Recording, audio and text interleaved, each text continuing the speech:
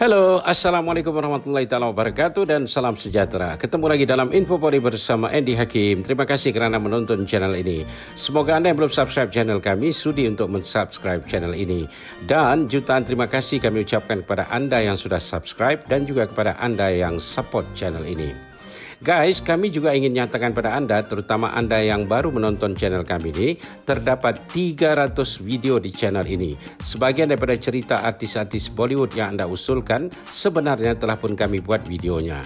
Sementara para artis atau personality Bollywood lainnya yang belum kami buatkan videonya, mohon kesabaran anda. InsyaAllah kami akan buatkan juga video tentang mereka. Terima kasih sekali lagi kerana menjadi penonton setia channel kami. Guys, kami juga menerima permintaan daripada anda supaya kami bahaskan tentang satu nama besar dalam industri Bollywood, khususnya sewaktu era filem hitam putih.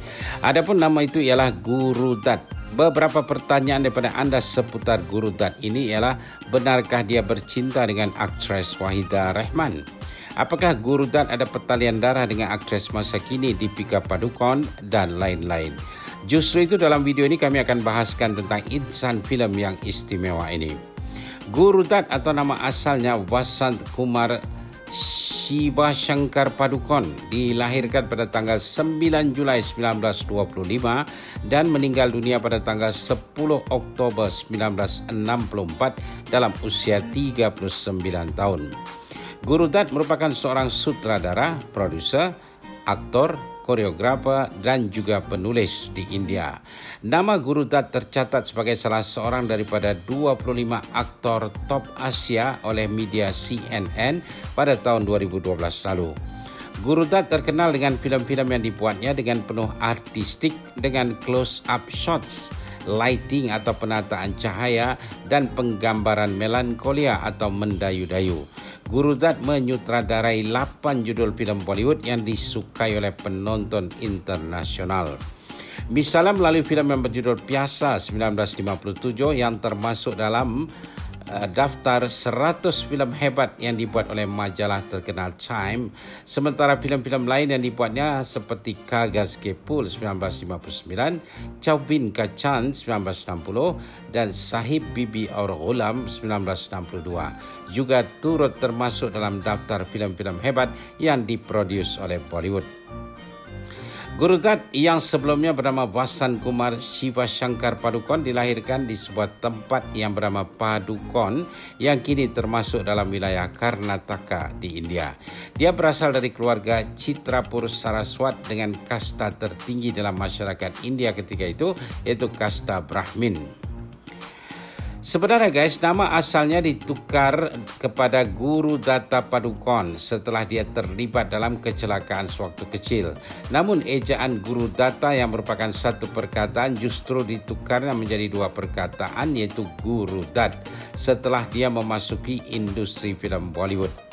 Ayahnya bernama Shiv Shankar Rao Padukone, merupakan seorang headmaster dan juga seorang banker. Sementara ibunya bernama Vasanti, merupakan seorang guru dan penulis. Orang tuanya hijrah ke Kolkata dan sebab itulah Guru Dutt fasih berbahasa Bengali. Dia dikatakan mempunyai seorang adik perempuan dan 3 adik lelaki. Pembuat filem Bollywood terkenal yang bernama Shyam Benegal adalah sepupu Guru Dutt. Dia juga mempunyai pertalian darah dengan aktris Amrita Rao. Datuk Amrita adalah 2 pupu Guru Dutt. Guru Dutt sempat menikmati pendidikan pada tahun 1942 di Uday Shankar, iaitu sekolah tarian dan koreografi di Almora. Dia sempat melakukan beberapa pekerjaan dalam hidupnya, namun semuanya hanya sementara saja. Setelah bertukar-tukar kerja, Guru Dutt merasa bosan dan berhenti kerja. Dia lantas kembali ke rumah orang tuanya di Mumbai.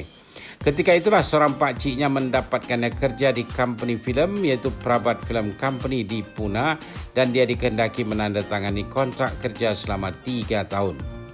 Sebenarnya seorang pembuat filem terkenal V. Shantaram mengetahui akan bakat yang dimiliki oleh Guru Dutt dalam industri perfilman. Ketika bekerja di company filem itulah dia mulai berkenalan dengan 2 orang aktor Bollywood yang akhirnya menjadi sahabat baiknya, yaitu aktor Rehman dan Devanand. Devanand yang akhirnya memberikan kesempatan kepada Guru Dutt untuk menjadi sutradara filem beberapa tahun kemudian.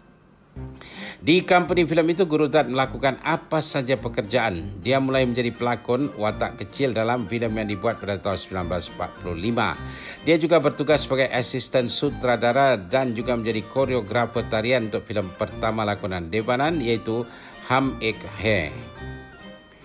Bila kontrak kerjanya dengan company filem Prabhat itu berakhir pada tahun 1947, dia tidak bekerja selama 10 bulan. Dia kembali tinggal bersama keluarganya di Mumbai dan kali ini dia belajar menulis cerita pendek dalam bahasa Inggeris. Cerita pendek atau cerpen tulisannya itu disiarkan oleh majalah The Illustrated Weekly of India, iaitu majalah setempat yang berbahasa Inggeris. Ketika itu Devanan meluncurkan company filem miliknya yang diberi nama Navketan Film. Dia menawarkan Guru Tat untuk menjadi sutradara filem yang akan dibuat company-nya. Sebenarnya guys, waktu Guru Tat masih bekerja di company Prabhat, dia dan Devanan ada membuat perjanjian antara dua orang teman baik. Perjanjiannya kalau Guru Tat menjadi sutradara filem, maka dia akan mengambil Devanan menjadi hero filem yang dibuatnya. Sebaliknya pula bila Devanan akan membuat filem, maka dia akan mengambil Guru Tat menjadi sutradara filemnya. Bermodalkan janji itulah Guru Tat dan Devanan berjaya menghasilkan 2 filem super hits berturut-turut. Dev menawarkan Guru untuk menyutradarai filem yang turut dibintangi Dev, iaitu filem Bazi, dan filem ini rilis pada tahun 1951 dan meledak di pasaran. Dev sekali lagi menawarkan Guru Tat menjadi sutradara filem yang berjudul Jal yang juga dibintangi Devanan, dan filem ini rilis pada tahun 1952 dan filem ini juga menjadi box office. Setelah Devanan memberinya kesempatan menjadi sutradara 2 kali, akhirnya Guru Tat menjadi produser untuk filem yang berjudul CID dan filem ini rilis pada tahun 1956. Guru Tat mengambil Devanan menjadi hero filem ini berpasangan dengan aktris Shakila. Guru Tat juga memperkenalkan aktris Wahidah Rehman menerusi filem ini. Walaupun Guru Tat tidak menyutradarai filem ini, namun filem ini meledak di pasaran. Sebenarnya setelah kejayaan 2 filem yang diproduksi Devanan dan disutradarai oleh Guru Tat, iaitu Bazi dan Jal, Guru Tat menyutradarai filem yang berjudul Baz yang rilis pada tahun 1953 dan Guru Tat sendiri yang menjadi pelakon utama filem ini. Namun filem ini dinilai tidak terlalu berhasil di pasaran. Namun begitu, filem-filem lain yang dibuat Guru Tat setelah itu semuanya menjadi blockbuster, iaitu filem Arpar 1954, Mr. and Mrs. 55 tahun 1955, CID 1956, Sailab 1956 dan Piasa 1957. Daripada 5 filem itu, 3 daripadanya menampilkan Guru Tat sendiri sebagai pelakon utamanya. Pada tahun 1959, Guru Tat membuat filem yang berjudul Kagaz Ke Phool yang merupakan filem India yang pertama yang dibuat dalam CinemaScope. Guru Tat menjadi hero dalam filem ini dan dia berpasangan dengan aktris Wahidah Rehman. Sayangnya filem ini gagal di pasaran.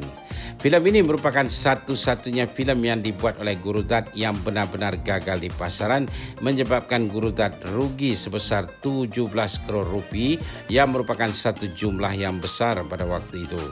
Setelah kegagalan filem Kagaz Ke Phool tersebut, Guru Tat merasakan namanya sudah tidak membawa keuntungan seandainya dia menjadi sutradara filem yang dibuatnya. Setelah itu, Guru Tat hanya menjadi produser untuk filem-filem yang dibuatnya dan tugas sutradara diberikan kepada orang lain. Setahun kemudian pada tahun 1960, Guru Tat memproduksi filem yang berjudul Chauvin Ka Chand yang disutradarai oleh M. Sadiq. Filem ini dibintangi oleh Guru Tat sendiri bersama dengan aktris Wahidah Rehman dan aktor Rehman. Filem ini menjadi box office dan menggantikan kerugian yang dialaminya kerana filem Kagaz Ke Phool sebelumnya. Selanjutnya pada tahun 1962, Guru memproduksi filem yang berjudul Sahib Bibi Aur Ghulam yang disutradarai oleh Abrar Alvi yang memenangi anugerah sutradara terbaik dalam filem Peh. Filem ini dibintangi oleh Guru Tat sendiri, aktris Meena Kumari, aktor Rehman dan aktris Wahidah Rehman. Filem terakhir lakonan Guru Tat ialah filem yang rilis pada tahun 1964. Guru Tat berpasangan dengan aktris Meena Kumari dan filem itu berjudul Sanj Aur Savera yang disutradarai oleh Hrishikesh Mukherjee.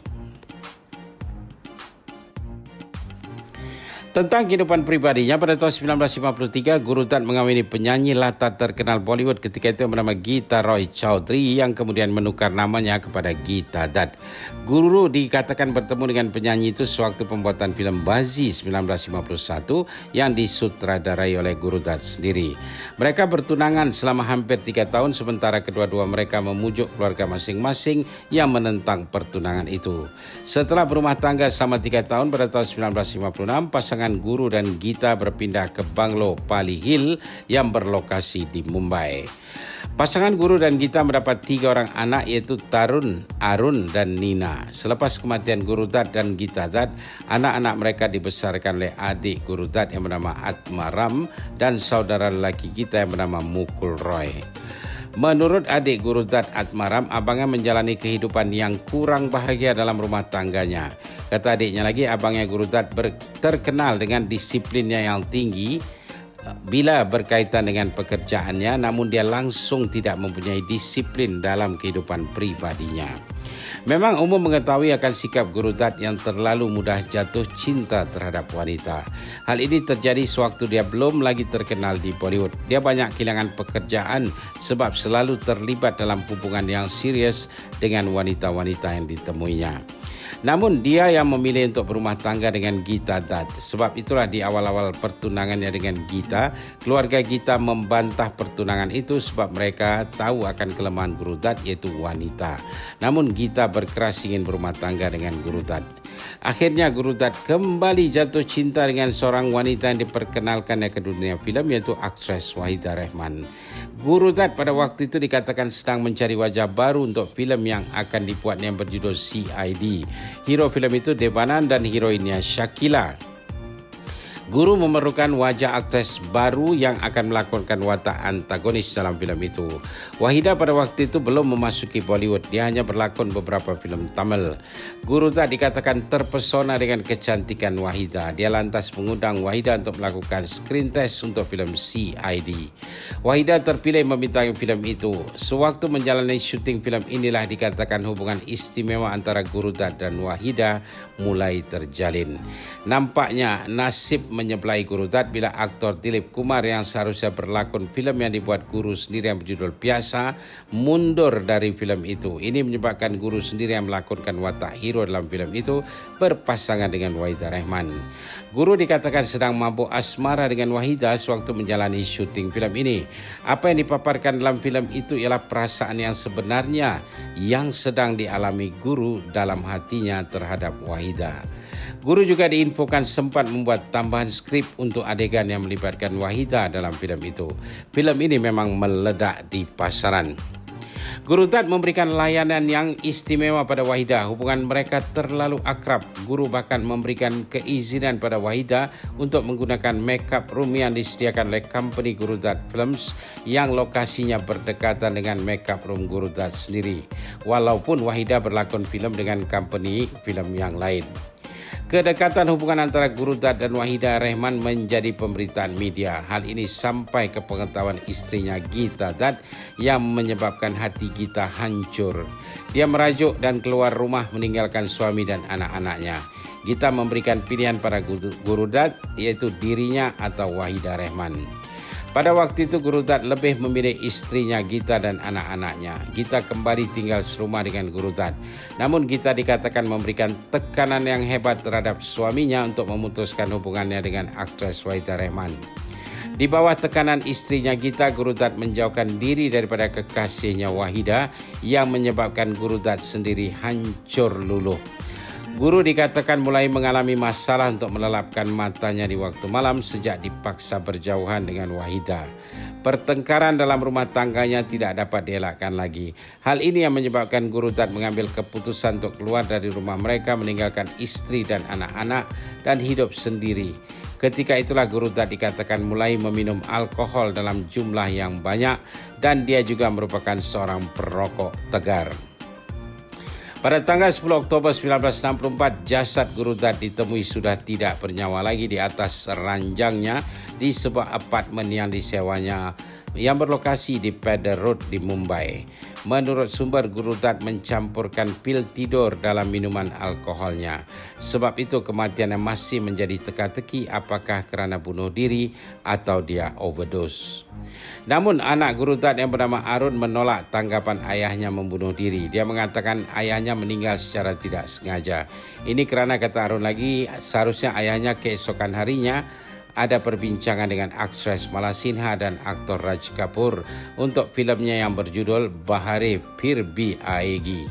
Guru dikatakan akan membincangkan untuk membuat filem itu dalam warna dan bukannya hitam putih. Masih menurut Arun, ayahnya Guru Dutt memang menghadapi masalah tidur malam. Sebab itu dia harus mengambil pil tidur setiap malam untuk memudahkannya melelapkan mata. Kata Arun lagi, malam itu ayahnya memakan pil tidur yang lebih daripada biasanya di saat ayahnya meminum alkohol. Itu yang menyebabkan kematiannya. Dia bukan bunuh diri, kata Arun lagi. Sewaktu Guru Dutt meninggal dunia, dia sebenarnya sedang terlibat dalam 2 projek filem, iaitu filem yang berjudul Piknik bersama aktris Sadhana dan juga filem yang dibuat oleh sutradara K. Asif yang berjudul Love and God. Filem Piknik tidak dapat diselesaikan, sementara filem Love and God rilis 2 dekad kemudian dan filem itu terpaksa dibuat semula dengan Sanjeev Kumar menggantikan Guru Dutt.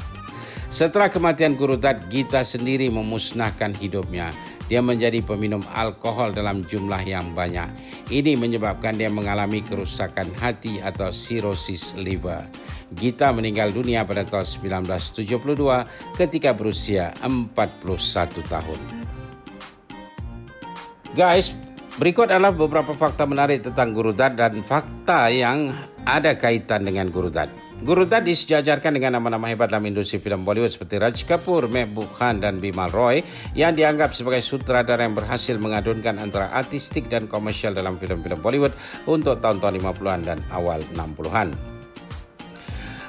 Beberapa penghormatan masih terus diberikan kepada insan seni yang bernama Guru Dutt oleh pihak pemerintah India dan juga individu lain. Pihak Pos India misalnya mengeluarkan stem kenang-kenangan dengan menampilkan wajah Guru Dutt pada tanggal 11 Oktober 2004. Sementara pada tanggal 10 Oktober 2011, TV pemerintah India Doordarshan menyiarkan dokumentari tentang Guru Dutt.